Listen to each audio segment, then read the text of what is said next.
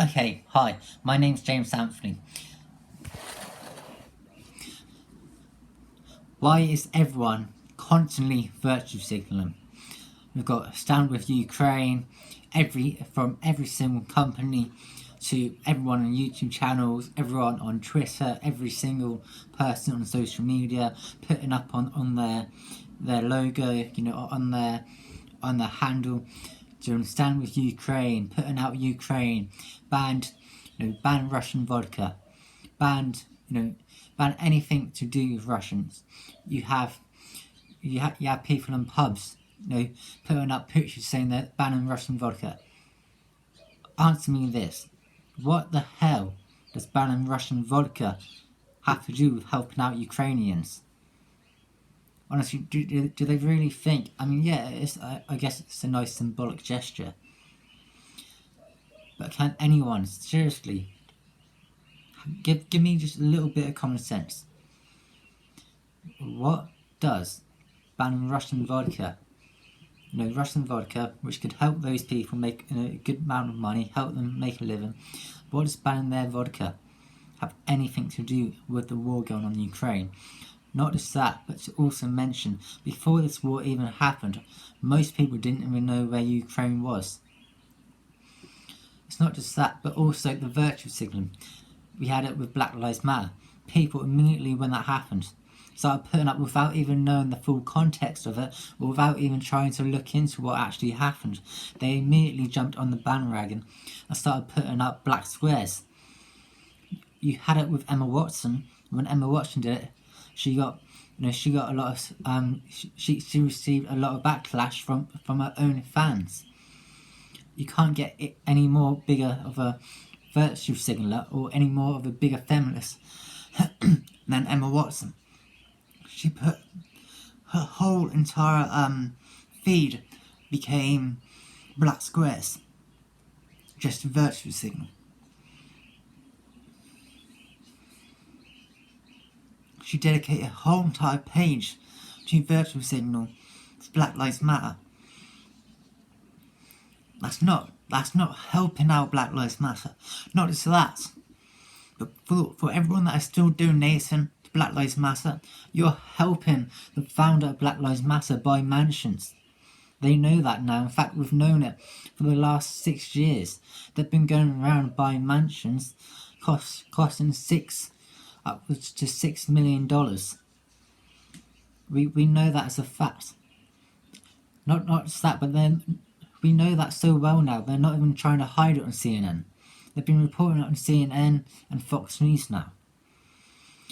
The own founders of Black Lives Matter are going around buying mansions costing millions and millions of dollars. They have anywhere around 5 to 6 mansions in Beverly Hills in costing millions of dollars. Yet people still want to virtue signal them. They still want to talk about them and try to put them in a good light. Even though people that show up at the protests, the riots, they want to burn down people's businesses that have worked hard, earned their money for a living. They want to burn them down, set fire to them. And of course, that's not everyone, but that is the majority of them. They're going out to protest, causing riots, stealing Nikes, TVs, and they're saying that's to help them out. How does that help them out? How is that helping anybody out? I can tell you for a fact that doesn't help George Floyd out. It doesn't help anyone out that has ever been actually has actually been a victim of racism. If stealing a pair of Nikes doesn't help an actual victim of racism, and I'm not talking about I'm not talking about the false victims of racism, like the actor, for example. What was his name? Juliet. I think I got that wrong. I can't remember how to pronounce his name. But I'm not talking about the false victims. The ones that make it up on the stand. I'm talking about the actual victims of racism. Going around stealing TVs and Nikes and then virtue signaling it. saying that that's okay, that does nothing to actually help out the real victims of racism. You've got one hand CNN calling people every single day racists, white supremacists. The moment, for example, the moment Carl Rittenhouse. Do you remember the Carl Rittenhouse story? The moment he was being chased down by rapists and convicted paedophiles in the past, CNN jumped on that and called Carl Rittenhouse a racist and a white supremacist. He didn't shoot black people, he shot white people. He didn't shoot them randomly, he didn't shoot them, he didn't just get his gun out and start shooting them. He shot them with self-defense. The moment he shot them, his gun immediately came back down. Yet CNN and multiple other athletes and celebrities called him a white supremacist, including, up to the highest level, Joe Biden himself. It's wrong, it's disgusting. The fact that we're just throwing around the words racist and white supremacist, we're just throwing those words around now so loosely, to the fact that it has no effect, no consequence on the actual people using the word, but it does. You might think I'm exaggerating, but it does. It can have a traumatic effect on the people who that word is being aimed towards, or on the people around their circle and on their families. Imagine if you used to be called a white supremacist. You're not just going to show up to work the next day and not have your boss or someone go, oh yeah, I heard you got called a white supremacist. No, a white supremacist shouldn't be used for someone like Carl Rittenhouse, or for someone who just says something and has their opinion on, say, a view that they hold. No, a white supremacist. By definition, a white supremacist is someone who is a member of the KKK, or someone who leaves their house with the intention of causing harm to black people. But yet today, athletes, celebrities, and even politicians themselves at the highest level are throwing the word white supremacist around like it has no meaning whatsoever. And that also includes the word racist. Okay, so why is that? Why have we gone from the 50s and 60s, where the word racist actually carried a meaning, and actually carried meaning, it carried weight, and if you got called a racist, it had, and it's not just that, but if you look back just 10, 20 years, if you got called a racist, it actually had shock, there's a shock factor to it. Now, especially conservatives, but not just that, people in general now, if you get called a racist, it's like, okay, you want to call me a racist? Okay, show me the facts, show me the evidence. What's something I've said that you believe is racist? But yet, so many times, that never happens. It never happens. Mainly, that never happens because that person never gets a chance to actually say that. Now, especially if you're a public person, in the media, let's say you're like I say, let's say you're a celebrity and that person gets called out, or they get called racist, they immediately get an onslaught in the media and their name gets dragged through a whole entire slandered in the media. Such and such is racist. And their name gets absolutely slaughtered in the media. And next thing you know, they've been labelled as a racist. And it's disgusting. It's disgusting that these different media outlets now can label you as a racist or a white supremacist, even though they have no actual facts or evidence of you saying anything, never saying anything even remotely close to being racist. And the reason they can do that now, like CNN or MSNBC or any channel like that, for example, is because the far leftists by the far leftists. Well, you know what I mean. The far leftists. They've taken it so far. They're taking it so far now to the point.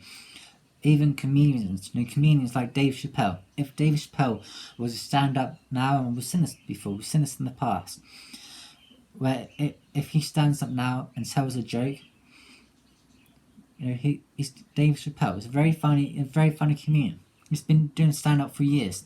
But yet if Dave Chappelle stands up and he tells a joke, even people on the far left, they still call him out. They still say, oh, he's racist. He's racist. Or he's not anti-racist. No, anti-racist. That's the new thing. They say he doesn't do enough. He's racist. He's anti-racist. Dave Chappelle, as we know, throughout quite a few, for the last 2 years now, he's been called, a transphobe. But yet he's a comedian. He's standing up there telling jokes. That's what he's supposed. That's his whole job. It's what he's supposed to be doing. It's comedy. And the same as many comedians now. Yeah. But yet we keep seeing this happen time and time again. They're being called transphobes, racist, or they get told, well, you're not anti-racist. But yet they're comedians. Their whole entire job is to do comedy, and they can't do comedy, or if you can't tell a joke, because the far leftists, God forbid the far leftists, or some liberal from some Cambridge, Oxford University gets upset and offended by what it is you have to say, then of course you either have to be cancelled, you have to be silent, you have to stop speaking, or stop saying that joke, or stop saying that word. For example, like the word, God forbid you say snowflake. That's right, snowflake, which they are.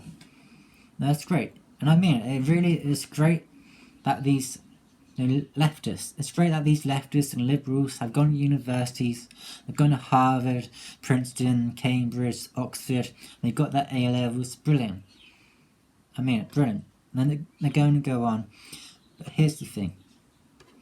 If these university students, they are supposed to be, they are. These university students, they are supposed to be our future. They're supposed to be the ones going on, taking the high opportunity jobs, making the hundreds and thousands of dollars that they're supposed to go on and make. Nurses, doctors, surgeons, lawyers. But how can we have lawyers and judges in those high positions of government as well, if they have these ideas and beliefs and ideologies of what we all know they have inside these universities? They're being brainwashed by their far leftist teachers, teaching them these corrupt ideas that the far left have. and for example, like this. For example, a lot of university students, they go into university 18, 20, completely fine. They're smart, they're intelligent students. Halfway through, or the moment they come out, they've been brainwashed by their teachers, and they immediately, the far leftist ideology is very simple. White, straight male, bad man. And you might think, well, that's not true. You can't say no. The moment these very, very young, intelligent people, they go to these universities, Cambridge, Harvard, Oxford, you name it. They get taken through. They come out the other end. They've been brainwashed by their liberal by their liberal teachers. By their liberal teachers, and the only things they get taught are straight, white, male, bad, evil man. And we know that from Trump. If you look at how Trump got treated throughout the media, if you look at how Trump got treated by the ones on the left, never any facts, there's never any evidence. It was just, he's a bad man, evil, evil white man. That's how he was portrayed in the left media. Oh, bad, evil man, corrupt billionaire. Was he? No. If anyone's corrupt, it's Joe Biden. And if there's anyone that's going to watch this, I don't think they will. But if anyone does see this, they'll say, oh, that's a conspiracy, that the Biden crime family is not real. Really? You want to say that the Biden crime family is not real? Have you not seen Hunter Biden? Hunter Biden laptop, Hunter Biden doing business over in China. Not just that, but the fact that Joe Biden has made more money throughout his presidency than what Donald Trump did. And when Donald Trump was losing money, everyone would say, oh look, he's a terrible businessman. No, he was losing money throughout his presidency because he was actually doing a good job. I think I'm gonna leave it there. Leave a like, subscribe, tell me what you think about it, whether and I mean it. I believe in freedom of speech, so tell me if you actually hated it, tell me if you think I'm the worst human being on earth, and if you liked it, you think you believe in the same ideas, then let me know, alright? Thanks for watching. I'm gonna be back again with another video. Yeah, thanks and goodbye.